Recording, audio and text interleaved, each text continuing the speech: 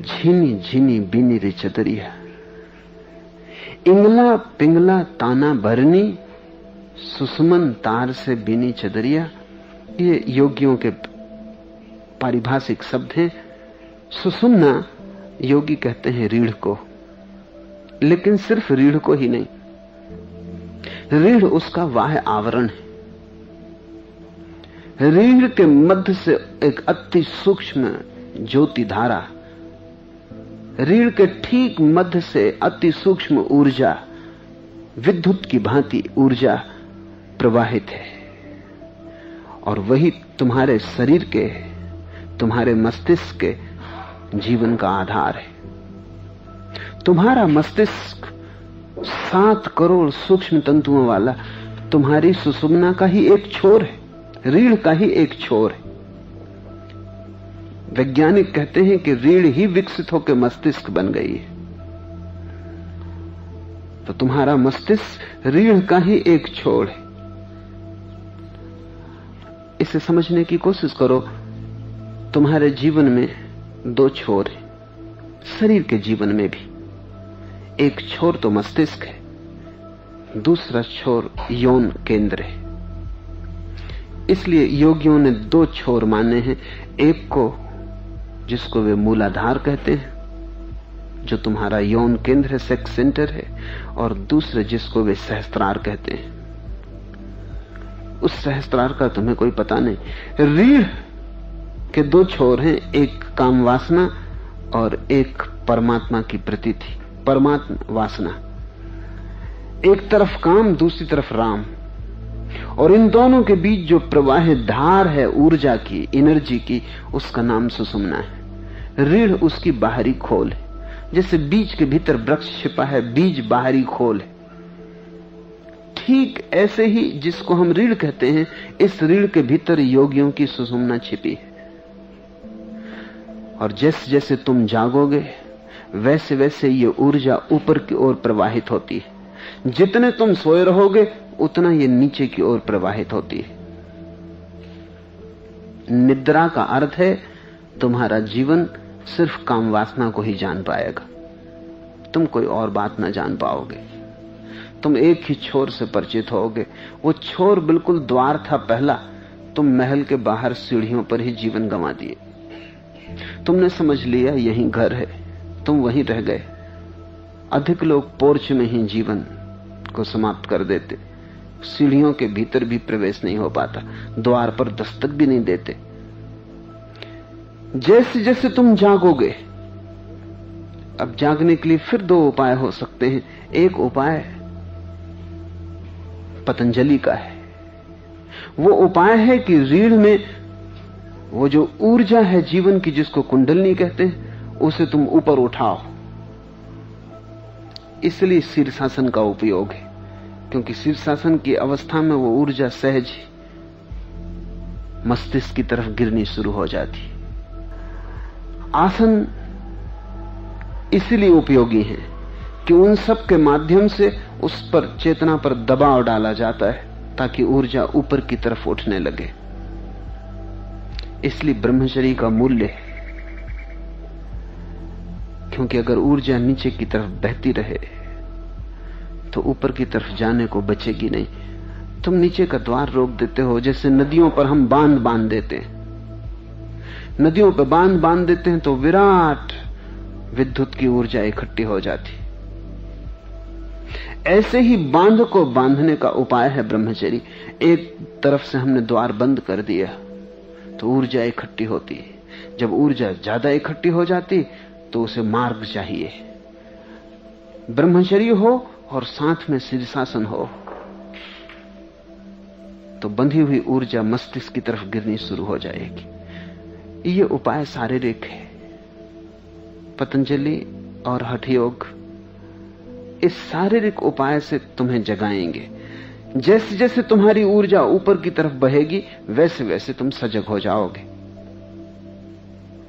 दूसरा उपाय कबीर, बुद्ध, उनका है। वो दूसरा उपाय यह है कि तुम जैसे जैसे जागते जाओगे, वैसे वैसे ऊर्जा ऊपर बढ़ने लगेगी। जैसे जैसे तुम होश का उपयोग करोगे जीवन में, चलोगे तो होश से, बैठोगे तो होश पूर्वक, उठोगे तो होश पूर्वक, बिस्तर पे सोने जाओगे तो होश पूर्वक, तब तक होश को संभालोगे जब तक शरीर नींद में न डूब जाए। और धीरे धीरे धीरे ऐसी घड़ी आएगी कि शरीर तो नींद में डूब जाएगा, होश संभला ही रहेगा, फिर नींद में भी होश चलने लगेगा। इसलिए कृष्ण कहते हैं योगी तब भी नहीं सोता जब सब सो जाते हैं। इसका यह मतलब नहीं कि वो बैठे रहता है, आंखें खोले रखता है, वो भी सोता है, लेकिन उसका शरीर ही सोता है। उसके भीतर का साक्षी भाव जगा रहता है। तो जैसे जैसे साक्षी भाव बढ़ेगा वैसे वैसे ऊर्जा ऊपर बढ़ेगी। अन्योन्याश्रित है, या तो ऊर्जा को ऊपर ले जाओ तो साक्षी भाव बढ़ेगा, लेकिन ऊर्जा को ऊपर ले जाना अति दुरूह है और उपद्रव का मार्ग है, और लंबी साधना चाहिए और शरीर का लंबा प्रशिक्षण चाहिए, और अति लंबी यात्रा है, एक जीवन में पूरी भी नहीं हो सकती, क्योंकि वो बैलगाड़ी से यात्रा करने जैसा है। इसलिए धीरे धीरे हठयोग प्रयोग के बाहर हो गया, उसकी जगह राजयोग ने जगह ले ली, क्योंकि राजयोग चेतना पर सीधा काम करता है और चेतना शीघ्रता से गतिमान होती है, क्योंकि कोई शरीर के साधना की जरूरत नहीं है। चेतना की साधना बड़ी सहज है, सिर्फ तुम्हें होश ही साधना है। अगर तुम हठयोग साधना चाहो तो शरीर सर्वांग रूप से स्वस्थ होना चाहिए,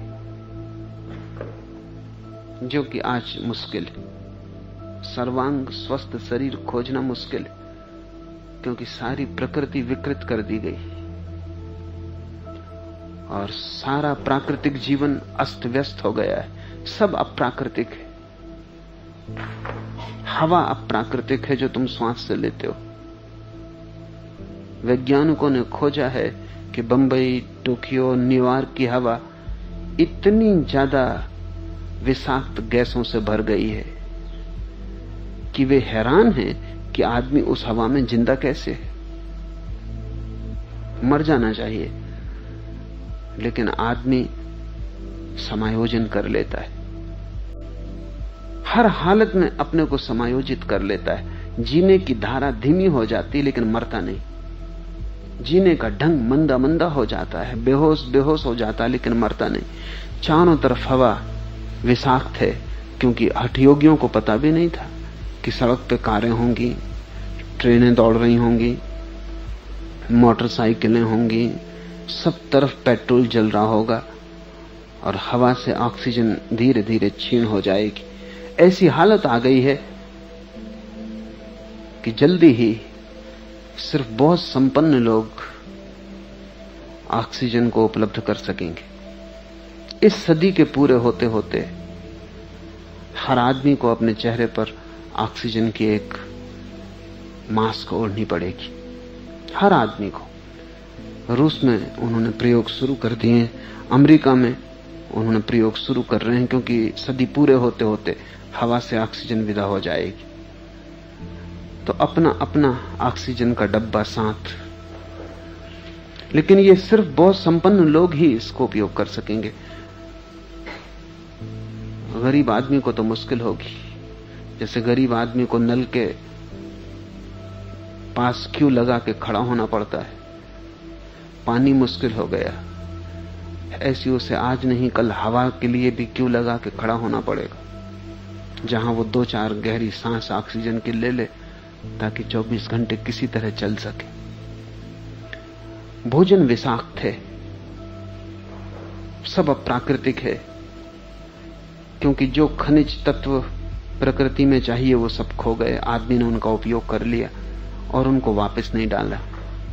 अब जो भी हम फर्टिलाइजर्स डाल रहे हैं वो सब नकली और कृत्रिम और आदमी के बनाए हुए हैं, वो सब भोजन को विषाक्त कर रहे हैं। चारों तरफ अणु के प्रयोग चल रहे हैं सारी दुनिया में, वो सारी हवा को विषाक्त कर रहे हैं। सब जगह रेडियो धर्मी तत्व हर चीज में प्रविष्ट हो गए। कोई भी चीज अब शुद्ध नहीं है, हो नहीं सकती। ऐसी हालत में हठयोग का तो कोई उपाय नहीं रहा। हठयोग बड़ी प्राकृतिक दुनिया की बात थी, जब सब प्राकृतिक था।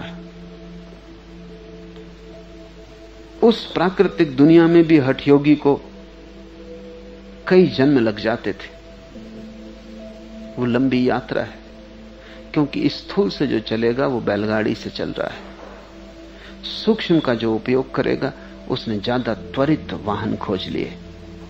इसलिए राजयोग ने धीरे धीरे हठयोग को समाप्ति कर दिया, उसकी पूरी जगह ले ली। बुद्ध, कबीर, नानक, दादू सब राजयोगी हैं, और उन सब ने हठयोग का विरोध किया है, क्योंकि उससे अब कोई पहुंच नहीं सकेगा। वो बात गई हो गई। कबीर कहते हैं कि भीतर तुम जितने जागते जाओगे उतनी ही ऊर्जा प्रवाहित होगी। वो ऊर्जा के प्रवाह का जो मार्ग है उसका नाम सुषुम्ना, उसको कबीर सुषुमन कहते। और उस सुषुम्ना तो बीच का मार्ग है, और उसके दोनों तरफ दो नाड़ियां और हैं जिनका नाम इला और पिंगला है।